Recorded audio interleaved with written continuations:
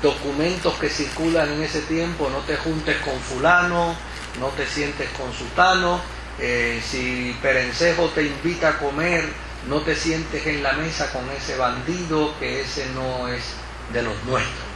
Pudo haber estado con nosotros y haber hablado con nosotros, pero no es nuestro ya. O sea, uno empieza a notar como que hay una relación medio sincera por parte de algunos cristianos. Para otros el concepto de la fe es como un concepto ya más nominal. Se están despuntando otros intereses, que los vamos a ver dentro de la carta. Los estándares de la fe ya son estándares que molestan. Ahora se están proponiendo nuevas cosas. Fíjese qué interesante. Ya hay nuevas ideas, ya hay nuevas interpretaciones de lo que la fe es o de lo que la fe debe ser. Y de hecho, uno de los grandes problemas es que aquella proclamación de la iglesia de las primeras decenas de años en términos de la santidad ya no es lo mismo. Santidad en griego es agios, y el significado es ser diferente. Es decir, el templo era santo por una sencilla razón: porque a pesar de ser una estructura que acomodaba gente, el uso de esa estructura era diferente a cualquier otra estructura. Por eso era santo.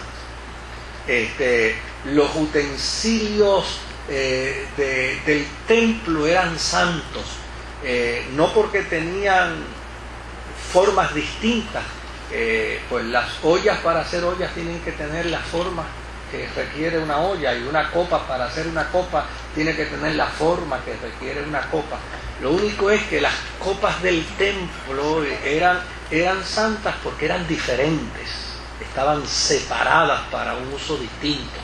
Y desde luego, cuando a los cristianos se les llamaba a ser santos, lo que se les estaba llamando era a ser separados, a ser diferentes.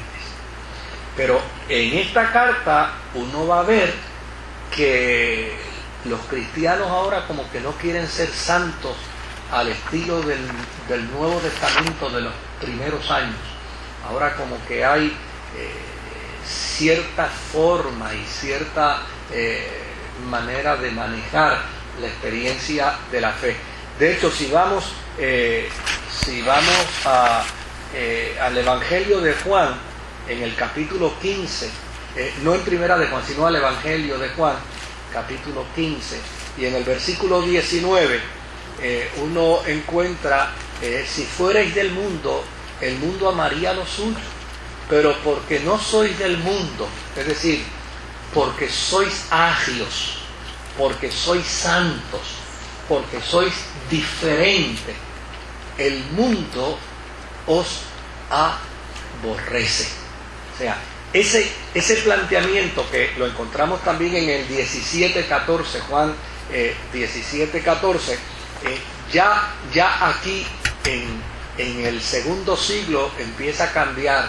Yo les he dado tu palabra y el mundo los aborreció porque no son del mundo, es decir, son agios, como yo tampoco soy del mundo, es decir, como yo también soy agio. O sea, ese concepto ya en el segundo siglo estaba empezando a cuestionarse. A la gente como que le estaba dando trabajo ser santo. Y desde luego, dentro de la experiencia de la vida cristiana, mucha gente retrotrae algunos pasajes bíblicos para aplicarlos a conceptos literales hoy, y muchas veces los sacan de contexto, ¿no? Y piensan que ser santo es corresponder a un estilo externo, ¿no? Pero realmente, cuando aquí se hablaba de santidad, no se hablaba de santidad en términos externos.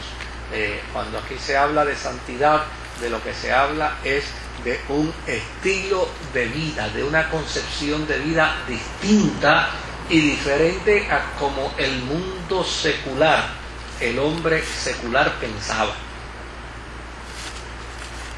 Y ese era el gran desafío. O sea, de hecho todas las cartas de Pablo empezaban precisamente, él las escribía a los santos, a los agios, a los diferentes. Pero en esta carta de Primera de Juan vamos a encontrar cierta resistencia a ser diferente. ¿Por qué encontramos esa resistencia? Pues porque ser diferente en la vida cristiana exigía pureza moral, exigía ser amable, tener un sentido profundo de servicio, tener un sentido y una concepción de lo que es el perdón. Pero ya en el segundo siglo, esto como que se está haciendo difícil para algunos cristianos.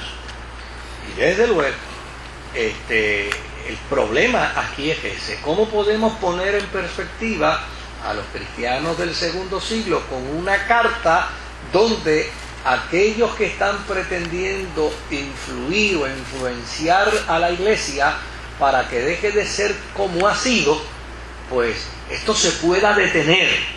Porque a fin de cuentas, si no se detiene, la iglesia dejaría de ser sal de la tierra, dejaría de ser luz en el mundo. Si usted ha leído la carta de Primera de Juan, aquí no se habla de persecución, no hay problema de afuera. O sea, no es un problema de gente de afuera que está tratando de afectar la fe. Aquí el problema es de adentro. El problema es con gente que era agios y ya no quieren ser agios. Gente que era santa y ya no quiere ser santa.